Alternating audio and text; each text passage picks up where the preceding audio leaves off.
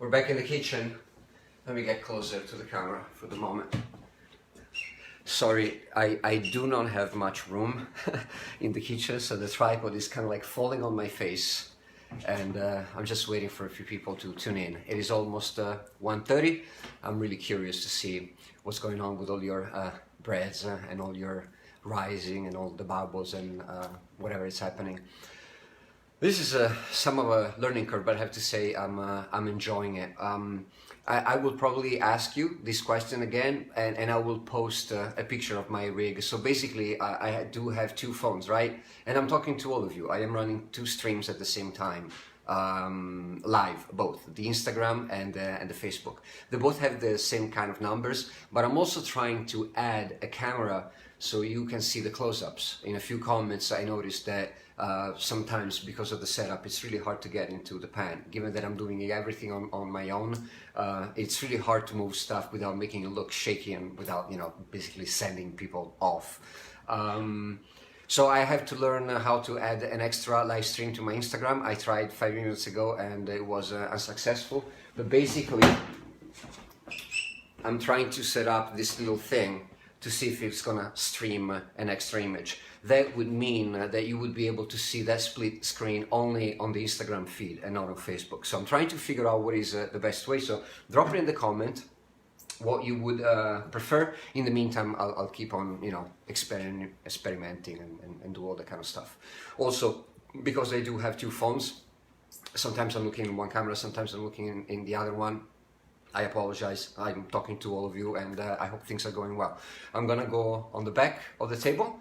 I already got my dough out of the bread. It hasn't risen much, but yet again, sometimes I start at 6 a.m. Today we started at 9. I wanted to show you the full process. So my rising today is not going to be exceptional.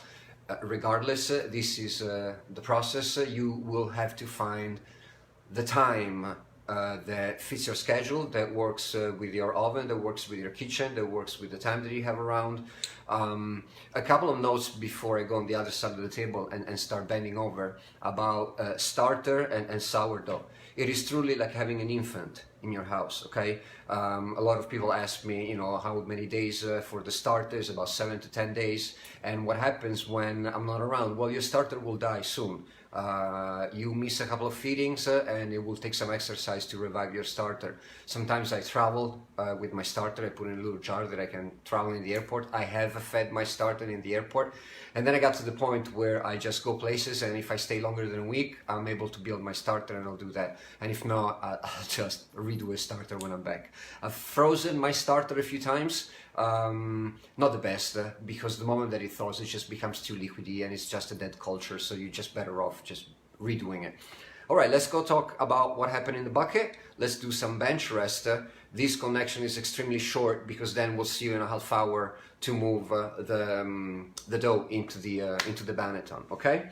So I am at Deb's table. This is a table Deborah built many years ago. It has been with us since Los Angeles. You probably remember from our YouTube videos in the very beginning. It came to New York and is coming with us one day to Italy. So I love it. I love it because it's a nice marble. It's a little rough and it's not that gray common color. This has a lot of character and it's good for my bread making, even if she bitches that I leave it dirty here and there. This crusts of flour, I just use it too much. Okay, so these are the ingredients that I need. These are the tools and the things that I need for now and for later, in a half hour from now. So what we're doing now is what is called bench rest. Bench rest is that moment. I have this Bible. Bench rest is the moment where you roll your dough out of the bucket on a flat surface. You scrape it using a dough scraper, like this, plastic one, metal, or I suggested, in the very beginning, I remember I even use an old CD case to do that. As long as you can scrape, it works. What it does, it helps stretch the gluten. It allows the dough to get some elasticity, and then allow it to rest again. Do not be worried about losing your bubbles. The fermentation process is an ever-growing, ever-happening phenomenon. So even if you reduce the volume of your dough now, the moment that you put it back into the basket and proof it for the final 3 hours or so, it will rise. It will rise again. One note, in case I forget to tell you later. Somebody thinks, and I do the same mistake, sometimes I'm jealous, when you see a dough that is extremely bubbly, when you see a starter that is extremely bubbly, you might be looking at an overproofed dough. Very often, when I wanted to achieve a super fluffy bread or something that had gigantic bubbles, I overproofed my bread. I stretched the time as long as I could, started very early in the morning, finished very late at night, because I thought that the rising process was the most important part in terms of the volume. Sorry, I'm bending over, but I'm gonna hit this thing. The truth is that it's really not. I have noticed that even when your dough is well compacted and comes out of the banneton in a nice kind of like firm shape, if your oven is at the right temperature, you'll be able to notice a nice burst. And when this bursts, is kind of like those natural cracks that I like to leave in my bread. But we will talk about scoring versus no scoring later when we put it in the oven. All right, so let's roll the bread. Your dough should have risen by now. You should have noticed a few changes in the dough every half hour, right in the first 2 hours. It starts on the grainy sides, it starts getting a little milkier and milkier. It's almost like working mozzarella, still wet, and eventually kind of like settles into something that has a few bubbles in the top.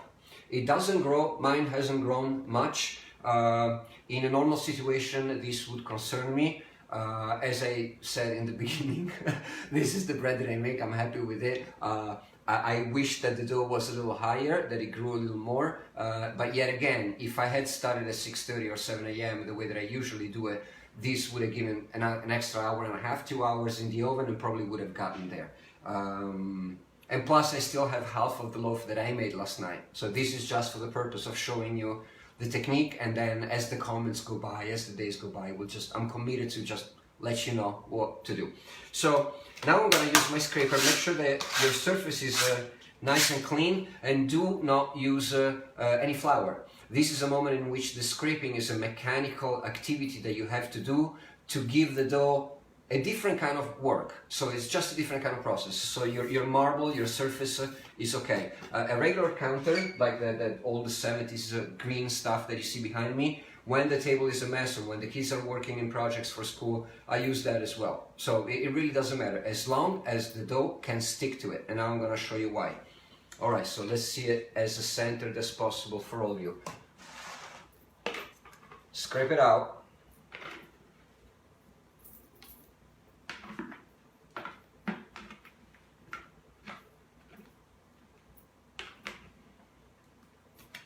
Okay, and this is your dough.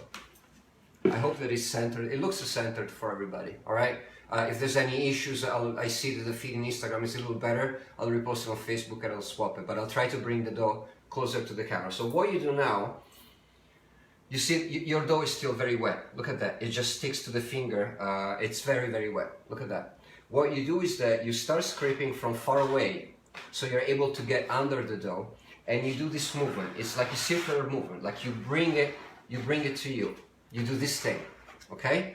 So you grab it from one side, and it's not really a folding. You bring it back onto itself, always from the bottom. And you have to achieve a shape, obviously, a ball. Do not flip it. This is very important. What you're trying to achieve here is surface tension. So bringing the dough from the top into the bottom. So you're kind of like moving the dough from inside out.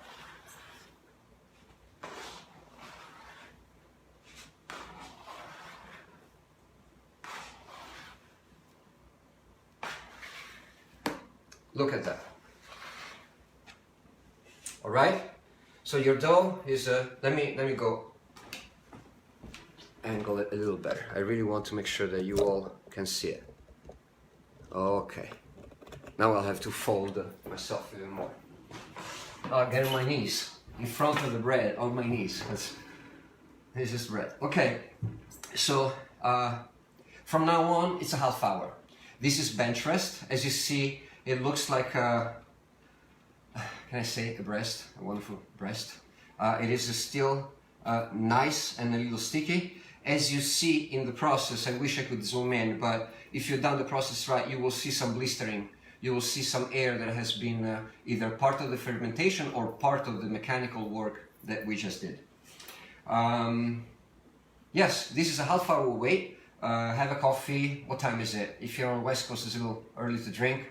I went running. Today it's almost 2 o'clock here, so no, I won't be drinking just yet, but I'm getting close to that. In a half hour, bring either your cloth linen basket. I think I have some here in the house I wanted to show you, but it doesn't work for my bread. My bread is too wet, too sticky, and it just doesn't work on the cloth. I use this regular Banneton. This is something that I bought on, I think on eBay or Amazon. It comes from China. It's, I think, bamboo. I brush them, I clean them here and there. I'm not really religious about it. There's probably, yeah, dust from last night's bread. If it stays, it stays. It just, you know, everything goes in the stomach after a while.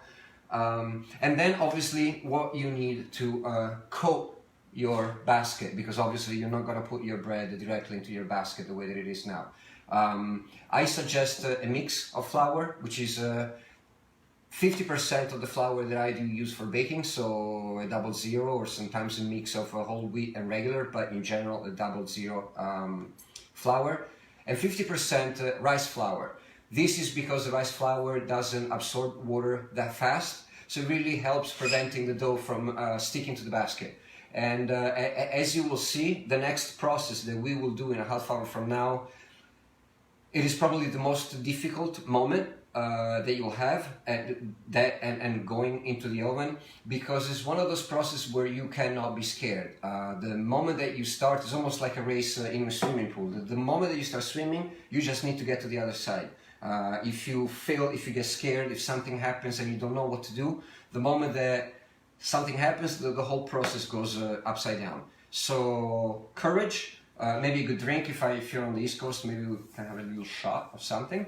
And maybe by then I figured out how to add the extra stream to Instagram, but again, maybe I need one of my daughters to direct me. That probably would be the best thing. Comments, left and right, Facebook and Instagram. I will respond everybody. I already responded a bunch of stuff from this morning. We'll see you in exactly a half hour. It is 1:41, so let's say 2:15. Yeah, all right. Or maybe, yeah, 2:10, 2:15. I'll be there, we'll start talking and we'll see what happens. My knees are now hurting. I'm getting old, man. Okay. Thank you for being here, guys. We'll see you in a bit.